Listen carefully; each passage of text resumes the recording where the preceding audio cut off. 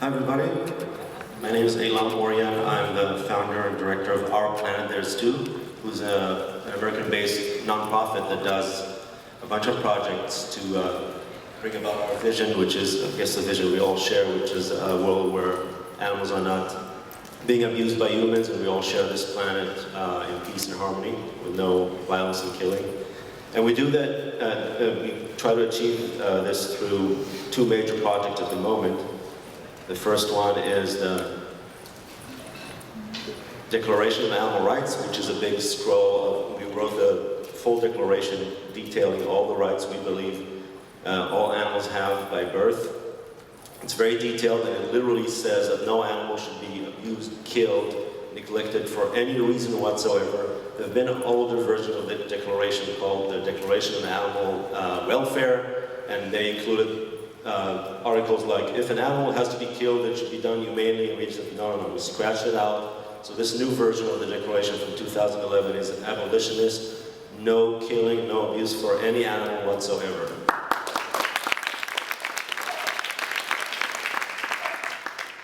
And the other project is the National Animal Rights Day, or in short, NARD. And I know that some of you, I didn't grow up in this country, so I didn't know what it means. I know NARD means something not very PC, but we're stuck with it. So NARD, the National Animal Rights Day, is a day that happens every day on the first weekend of June, about a week after Labor Day.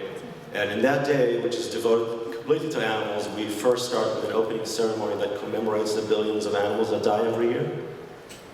We sign the Declaration of Animal Rights, and then we move on to the other side, to the happy, hopeful side, where we show the world and ourselves all the alternatives that exist, all the vegan alternatives that exist to all the suffering that is being caused to animals nowadays. So basically it goes from the bleak and kind of somber and painful to the hopeful and happy. So it's kind of full day, emotional day. And every year it's being done in more and more cities across the US, and this year, 2015, about a month ago, it was done for the first time in Canada as well.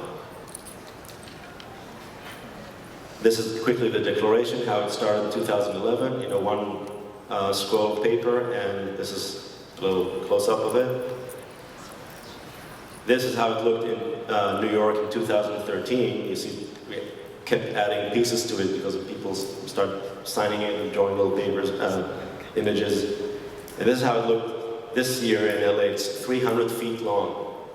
Now, the plan in the future is once it's, 500 feet long or 1,000 feet long, to bring it to the White House, to bring it to the UN, to show these decision makers what we, the people, really think about animals and their rights. The National Animal Rights Day, what is it, and how do we bear witness with these two esteemed colleagues here? Let me start with a little video.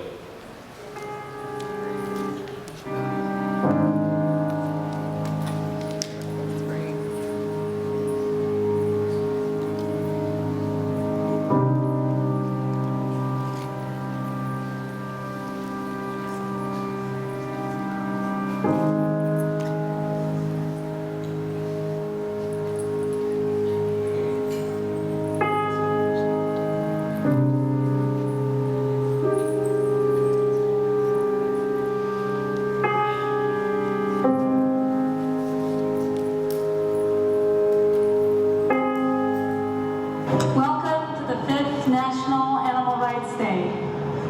As we go about our lives, taking care of our families, trying to make ends meet, enjoying our friends and loved ones, and live a good, meaningful life, we cause immense suffering to billions of animals all around us. We call them animals, treat them as separate, inferior, unimportant, negligible, usable objects. Every minute of every day, we cage, mutilate, kill more than 100,000 animals in the United States alone. On this day, once a year, we stop everything else and give our full attention to the most marginalized, most abused, and most oppressed group on this planet, other animals. For various purposes, we use their bodies and secretions for our food. We use their skin for our clothes. We use their eyes, skin, and other body parts to test our products on. Let's face it, we're actually just big children ourselves, right? We grew up learning this stuff. We, as human beings, have to be careful about the word humane, because as humans, we have created relentless slaughter, rape, neglect, and destruction of every species on this planet, including our own. Be mindful of them. This year, we will kill 4.5 million dogs and cats in shelters. 6 million of others will be bred into captivity by breeders. And most of them will wind up in shelters as well.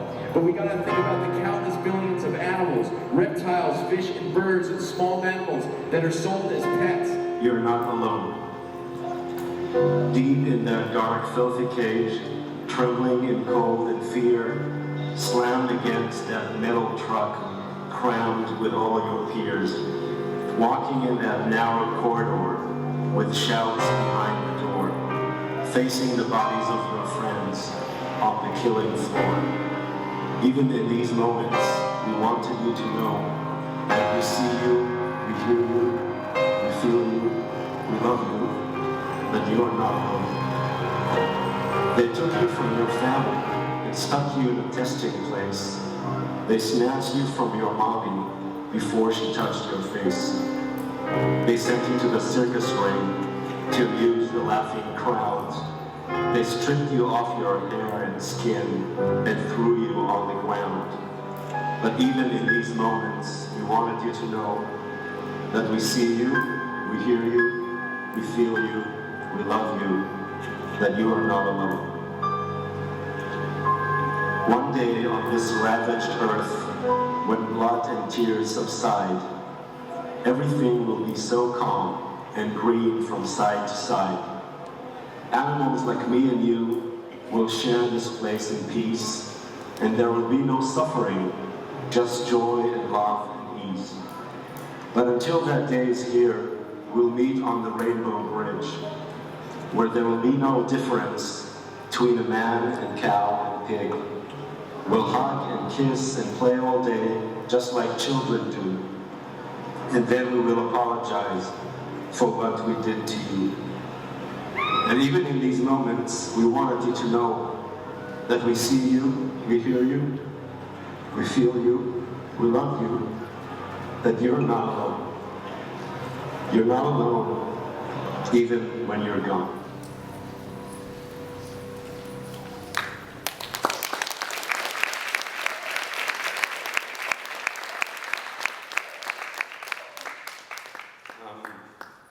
Just quickly how this came about. So everything started with our amazing, amazing friends, Igualdad Animal, or Animal Equality from Spain.